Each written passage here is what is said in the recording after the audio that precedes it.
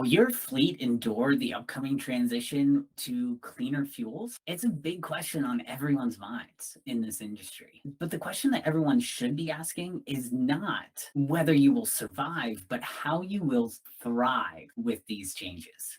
Because these changes are not just being put in place to make things harder for you. They are long overdue to come into play to help us clean our cities, to improve our air quality, improve our way of life, and help us switch to a fuel that's more sustainable so that you last and your business lasts longer into the future and continues to thrive, not having to deal with an increase in diesel prices year after year. And one nonprofit organization that is working to help the transportation industry make the transition to cleaner fuels is Empire Clean Cities. I had the amazing opportunity to speak with their program manager, David Chernack, where he explains some of the amazing work that they are doing to help support and find funding for fleet owners to make this transition even easier.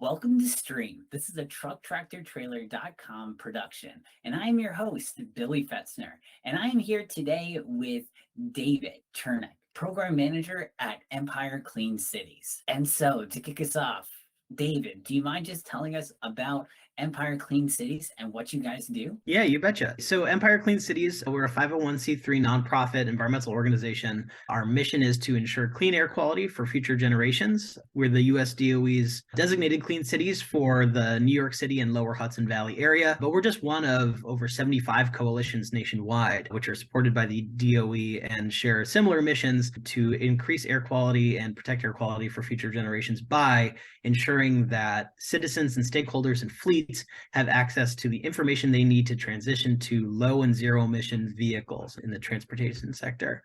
Empire Clean Cities supports a lot of different projects in the New York City area, and we're also part of a lot of coalitions both with other Clean Cities coalitions and with other organizations. So we wear a lot of different hats and serve a lot of different roles, but it's all in the service of ensuring that air quality in the New York City area and our region and our country is good, and that we transition over to as many alternative fuel vehicles as we can, whether that's biodiesel, ethanol, hydrogen, fuel cell, electric vehicles, compressed natural gas. We're alternative fuel agnostic, and we support all sorts of alternative fuels. And my name is David Chernack. I'm the program manager for Empire Clean Cities. Very cool. And when did you start with Empire Clean Cities? I started with them in the summer of 2021 after I finished my master's degree. So I've been with them for about a year and a half now. Nice. And how long has Empire Clean Cities been around for? Yeah, I think EC was designated in 2007, so about 15 years now. But the Clean Cities Coalition and the program itself has been around for, I believe, 30 years. That's right. We're celebrating our 30th anniversary this year. Very cool. And what is your guys' main focus right now? So we have so many. A lot of the projects that we're working on now are focused most about expanding infrastructure.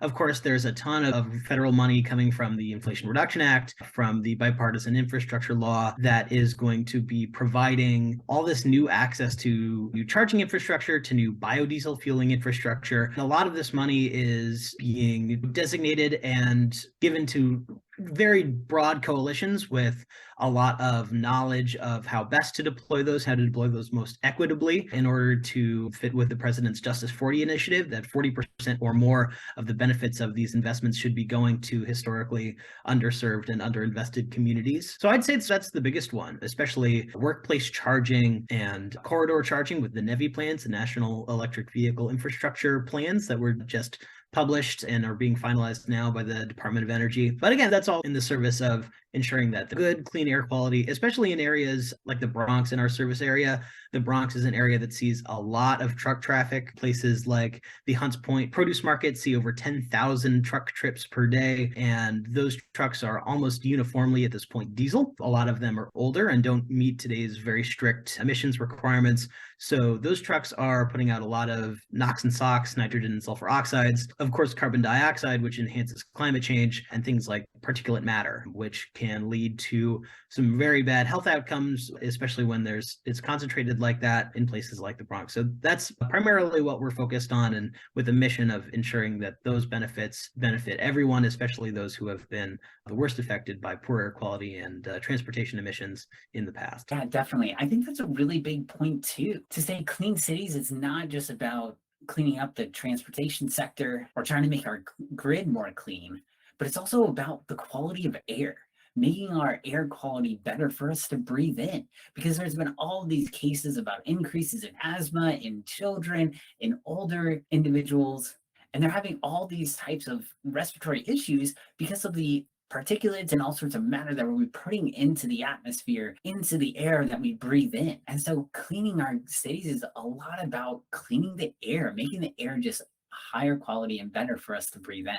And I think that's super important that you guys are doing that work to clean our cities. And as you mentioned before about the infrastructure bill and the Inflation Reduction Act that Biden just signed recently, how do you think that's going to have an impact on the work that you guys do? Is it going to help? Are you guys going to be utilizing that a lot? Are you hopeful for the future of this, or are you thinking kind of it's a step in the right direction, but you're hoping there will be a lot more to come? Yeah. I mean, as an organization like us, we always want there to be more, but it's hard almost to feel that, especially with the Inflation Reduction Act, just because its climate potential is so huge. The Inflation Reduction Act has the potential to have 10 times the intensity of carbon savings and carbon reduction as any other US-based climate bill that's been passed in the past. It's hard to overstate how huge this bill is. And of course, it's not just transportation emissions. It's focused on agriculture. It's focused on clean industries outside of transportation, but it's big. And I think right now what we're most focused on is ensuring that money gets spent prudently, that money is spent in a way that's future-proof, especially when we're talking about deploying a national network of charging stations. If we're looking 30 years into the future where, 90% plus, the vast majority of on-road transportation is going to be zero emissions, making sure that all on-road vehicles, whether they are passenger vehicles, someone's personal light-duty truck that's towing a trailer, or tractor trailers and semi-trucks that are traversing the country delivering freight, when they're zero emission, potentially a lot of them are battery electric, ensuring that our charging stations can fit those, that when we're deploying charging stations along the interstate corridors and at a Love's traffic stop or at a Buc-ee's if you're in Texas, that you can have pull-through charging for trucks and instead of just individual passenger vehicle spots like that. And making sure that is the case in New York State too, because we've got so many types of transportation and we've got a lot of sort of tight areas in New York City. It's a tough question for fleets to think about where are we going to charge our vehicles, whether that's during the day or they're domiciled at night. So thinking as far into the future as we can when we're spending this money now so that we don't have to revamp things later. So yeah, this money is incredible. The amount that's still in the line and that we're waiting to hear about new programs and the way it's going to be spent now is super exciting, but just trying to think about that stuff now as much as possible so we spend that money efficiently and make sure the benefits go to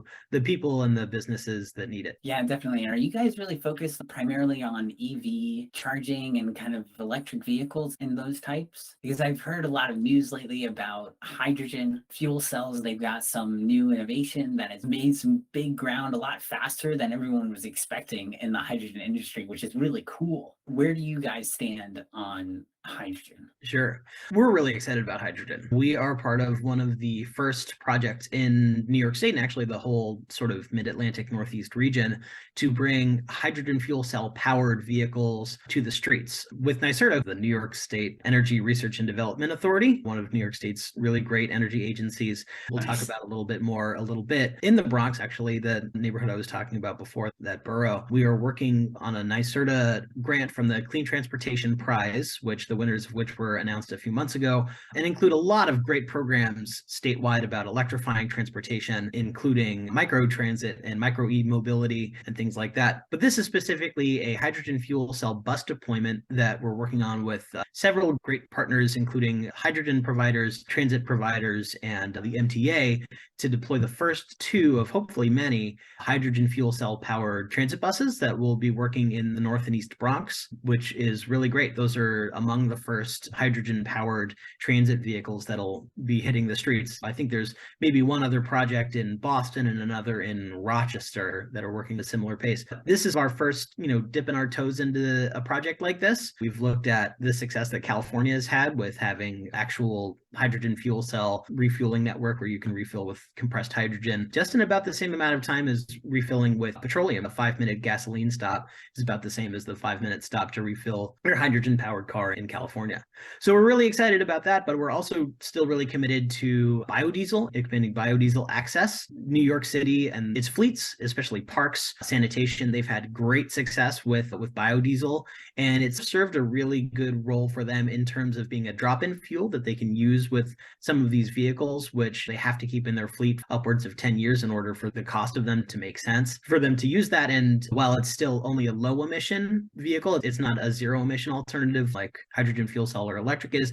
It greatly decreased the amount of emissions that are coming from the tailpipes of those vehicles, which is really important when you're working in a place like New York City where it's just so crowded and you've got so many vehicles around. So even that, their investment there really counts. So we're committed to of different fuels, but we're really excited to see what hydrogen can do in the next couple of years as it starts to make its way to the East Coast. Yeah, definitely. That's really exciting. I think hydrogen has a really big future and a really big role to play in the coming years. So super excited to see how that turns out. So I'm super excited to see the continued of innovations and new technologies that are coming online, which will be really awesome. And for biodiesel, what are you guys' plans for action for biodiesel and how do you help out? What is your role that you play in this? Sure. So we don't actually serve as a fuel provider, but our roles in outreach and helping the fleets extends to connecting fuel providers to fleets. We work with a lot of great fuel providers, including Sprague Energy, which are refiners and providers of biodiesel. We're currently working on a great project with the New York Corn and Soybean Growers Association, which we've been connecting with their farmers upstate. New York State-based farmers produce 15 million bushels of soybeans per year, I believe, a lot of which goes to biodiesel. The primary feedstock of biodiesel is soybeans. It can also be any sort of animal fats or vegetable fats, which can be refined into biodiesel.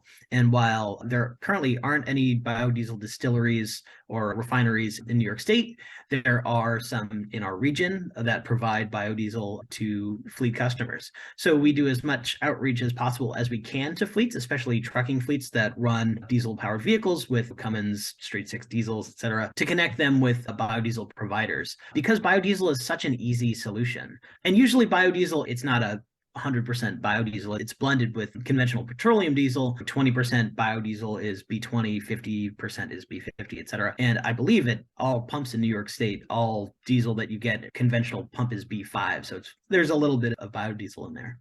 But working with the fleets to connect them to biodiesel providers or find public biofuel fueling stations so that they can start reducing their emissions basically as soon as they're able to get their hands on some biodiesel, because it's an easy drop-in fuel that will work in almost all diesel motors on today's trucks. Yeah, definitely. That's really awesome. And I know you guys also have a program where you're replacing pre-2009 vehicles and helping in that transition for fleet owners. Do you mind jumping more into that? Yeah, sure. So that's NYSERDA's New York Truck Voucher Incentive Program, or TVIP or TVIP, which is a really great program that we've been working with NYSERDA with for the last couple of years. So Truck Voucher Incentive Program is a statewide program that's focused on getting older class 4 through 8 school buses, transit buses, port cargo handling equipment, paratransit buses, and of course, trucks off the road in favor of cleaner, more modern alternatives. So as I mentioned, it's class 4 through 8 vehicles, and the program has recently transitioned to being a zero emission program. So what the program does is goes to fleets, and we go to fleets. We're doing a lot of the outreach, and a fleet that has, say, a few pre-2009 when regulations weren't as strict as they are now, so those are the most polluting vehicles, and connects them with voucher funding to replace those vehicles with a similar, with usually they want it to be the same vehicle class, replacing a class 7 with a class 7 with a zero emission alternative, battery electric, fully electric, or hydrogen fuel cell vehicle. And the reason that it's replacing those vehicles and the way it goes about that is ensuring that those pre-2009 vehicles don't make it back onto the road, whether they get exported or just get re-registered here in the States, by ensuring that they're scrapped. So there's a scrappage element. So upon the scrappage of a pre-2009, say, school bus, that engine block gets destroyed, the chassis gets destroyed, and that ensures that it doesn't make it onto the road in any other way, shape, or form, and it gets recycled and replaced with a battery electric alternative. So program has been running for a few years now, but just in the last summer, I transitioned to being zero emission only. So ECC's role in that is supporting the regional outreach to fleet stakeholders and also supporting the scrappage element of that program. Yeah, so that's the truck voucher incentive. It's a really great program, and it's seen and helped the deployment of a lot of really good zero emission and low emission vehicles in our region, in Long Island, upstate. It's a statewide program. It's just fantastic. Yeah, that's great. And I know that here at trucktractortrailer.com, we will also help with that transition for fleet owners, finding you the perfect low or zero emissions vehicle that fits your needs. But for anyone curious about finding out more about the program itself, where can they find out more about it? Sure. NYSERDA's website, if you go to nyserda.ny.gov, and they have all the information that you need from starting the sort of contact and finding a vehicle in their eligible list of replacement vehicles that matches your needs and connecting and figuring out scrappage. They also have an element of the program in which, say you're a fleet that has newer vehicles and doesn't have anything that's pre-2009 in order to scrap, you can still participate in the program so long as you, from a third party, a pre-2009 diesel vehicle that's similar and has accrued some minimum amount of miles per year. I believe it's 5,000 miles per year and is still active. So even if you're a fleet that has mostly new vehicles, you can still participate and seek out a voucher for a newer electric or hydrogen powered vehicle. Very cool. And so you mentioned some hydrogen and zero emission vehicles. What are some of the other replacements that fleet owners can look at for their pre-2009 truck? Yeah, absolutely. The ideal is that when a fleet is right sizing, it'll pick a vehicle that is the most efficient and replaces the role that its old vehicle played at the same class or perhaps a class below. But the list of eligible vehicles includes all these battery options from longstanding industry players like Mack Trucks, Volvo with their VNR. There are a couple fleets in New York City, including I think Manhattan Beer Distributors uses a couple of Volvo's VNR battery electric semi-trucks. So there are vehicles available from those sort of longstanding big players in the fleet game. There are converters, third-party EV converters like C Electric, where they get a new Ford F chassis or I think 2,500 through 6,500 chassis GM Chevys, and then convert those to be fully battery electric. And then there are also newcomers like Nikola just got one of their semi-trucks onto the list of replacement vehicles.